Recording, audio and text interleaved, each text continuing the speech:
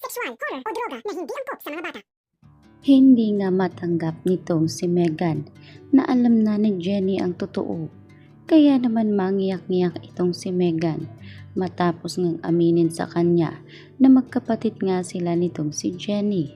Kaya naman hindi mapakali ngayon itong si Megan. Kaya nagtataka itong si Jenny kung bakit nasabi ni Megan na alam mo na. Dahil sa pagkakataong ito ay marahil may alam na itong si Megan bago pa man nalaman ni Jenny ang totoo. Sa kabilang banda, pilit pa rin ngayong ipinagsiksika ni Jenny ang kanyang sarili kahit ipinagtatabuyan na siya nitong si Megan dahil hindi umano kakayanin nitong si Jenny na magtanim ng sama ng loob sa kanya si Megan sa kabila nga ng lahat na nalaman nito na magkapatid sila sa ama. Habang itong si Miss Monica ay nagtataka dahil sa biglaan ng pag-alis ni Dara at Miss Amelia.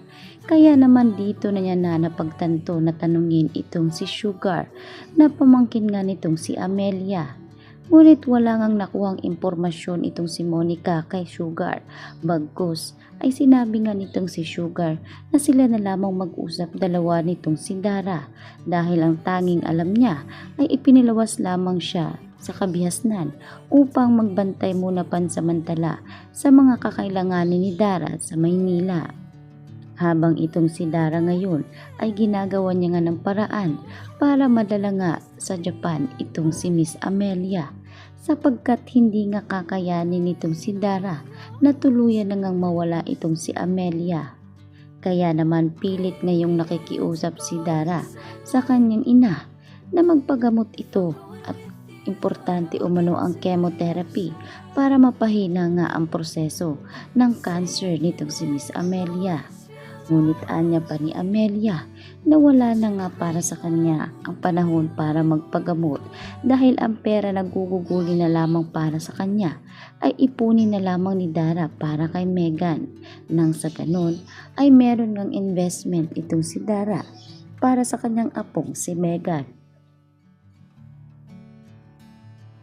Habang nag-aalala naman itong si Amelia dahil aalis nga siya ng Maynila nang hindi man lang nakakausap itong si Jenny. Kaya naman ang kanyang pagiging problemado ang magiging dahilan pa ng paglala ng kanyang sakit. Sa pagkakataong ito ay nakiusap itong si Amelia kay Dara.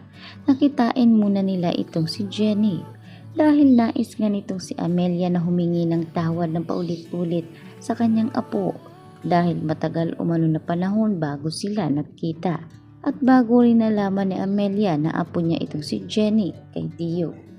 Kaya naman hindi umano mapapatawad ni Amelia kung sakaling hindi niya maamin ang katotohanan kay Jenny at malaman pa ni Jenny sa iba. Ngunit paliwanag nitong si Dara na hindi na kinakailangan pang mag-aksaya ng panahon itong si Amelia. Kinakailangan umano nitong paglaanan ng panahon ang kanyang sarili dahil malalaman din naman ni Jenny ang totoo dahil sasabihin rin naman sa kanya nitong si Miss Minji. Ngunit paliwanag ni Amelia na mas mainam kung sa kanyang mismong mga bibig malalaman ni Jenny ang totoo. Kaya walang nagawa itong si Dara kundi bumalik ng Maynila at doon ay nagulat itong si Megan nang dumating itong si Amelia at Dara sa mismong tahanan nila. Tinanong ni Megan kung ano ang problema at bakit sila bumalik. Kaya paliwanag nitong si Amelia na may dapat malaman na totoo itong si Megan. Ngunit ang pagtataka nitong si Megan ay parang alam na nito ang katotohanan. Kaya inamin ngayon ni Amelia na sinabi nga nito si Dara na anak pala ng daddy ni Megan itong si Jenny kay Miss Minji. Kaya sa makatuwid ay magkapatid umano sila. Ngunit anya pa ni Megan na kung magkapatid sila ni Jenny ay hindi niya kayang tanggapin sapagkat inagaw umano lahat ni Jenny ang para sa kanya. Ngayon ay aagawin pa rin ni Jenny ang kanyang pamilya. Ngunit anya pa nitong si Amelia na wala umanong inagaw si Jenny. Hindi niya kasalanan kung naging halari ito sapagkat ang kasalanan umano ng mga magulang ni Jenny ang dahilan kung bakit pilit nga ngayon pinag-aayos ni Amelia si Megan at Jenny. Hiniling nitong si Amelia na malala na ang kanyang sakit. Ito na lamang ang kayang hilingin ni Amelia para kay Megan. Ngunit itong si Megan ay sinabi niyang pag-iisipan niya munang mabuti dahil para sa kanya ay mabigat ang hinihiling ng kanyang lola Amelia. Kaya naman sinabi ni Amelia na hindi niya mamadaliin si Megan dahil napakalaking kahilingan umano nito at siguradong hindi ito basta-basta matatanggap nitong si Megan. Ngunit si Megan na naman ngayon ang magpoproblema sapagkat ito si Jenny ay madidisgrasya at magiging kritikal nga ang sitwasyon nito. Kaya ngayon itong si Megan na hindi patawarin si Jenny kung kailan kritikal na ang naging lagay nitong si Jenny Sikat. Yan ang ating susunod na pagkakatutukan sapagkat babaliktad nga ang mundo dahil matapos ng hilingin ni Megan na magpakalayo-layo ito si Jenny at wag nang magpakita kay Megan.